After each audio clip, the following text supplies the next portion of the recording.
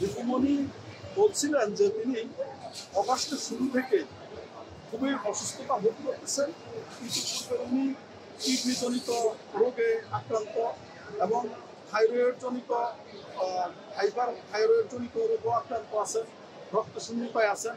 আজ হসপিটাল কারা কর্তৃপক্ষের ডাক্তার তার ব্রেন স্ট্রোকের নির্ণয়ের জন্য একটা পরীক্ষাও দিয়েছেন। সেই পরীক্ষাটা আজ করতেছি কাল করতেছি বলে তারা কর্তৃপক্ষ থেকে নাকি বারবার করতেছে, ওনাকে আশ্বস্ত করে হসপিটালে ডেট করেও করা হচ্ছে না। হ্যাঁ, আজকে উনি মনে করছিলেন তাকে হসপিটালে নিয়ে আসবে, কিন্তু উনি পরবর্তীতে জানতে পারবেন যে তাকে আজকে বিজ্ঞ আদালতে উপস্থাপন করা হচ্ছে।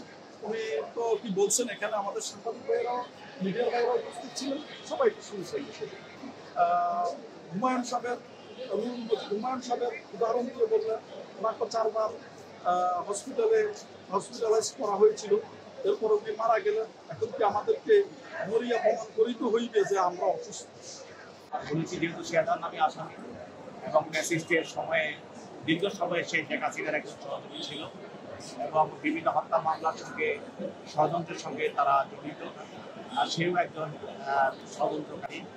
হত্যাগুলোর পিছনে তার প্রশাসন আছে, সেই জন্য তদন্তকারী কর্মকর্তা তাকে দিয়ে করা প্রয়োজন।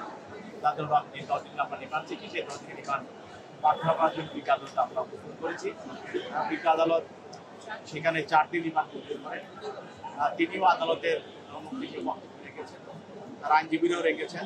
সবার বক্তব্য শোনার পর তাকে রিমান্ড মঞ্জুর করে তদন্তকারী কর্মকর্তা আমাদের প্রদান করেন। অনেক আগেই আমরা বিভিন্ন মামলায় আমরা আমাদের বিজ্ঞ বিচারক নির্দেশ দিয়েছেন যে তাকে আমাদের যে জেল কোড আছে সেই জেল কোড অনুসারে তাকে চিকিৎসা করা হবে। সেখানে আমাদের পর্যাপ্ত ডাক্তার আছে, তারা চিকিৎসা করে এবং যদি তাদেরকে বাইরে চিকিৎসা করার প্রয়োজন হয় তাকে বাইরে চিকিৎসা করে। এমন অবস্থা হয় যে তাকে আদালত আসার জন্য অনুপযুক্ত, তাকে আদালতে আনা হয় না।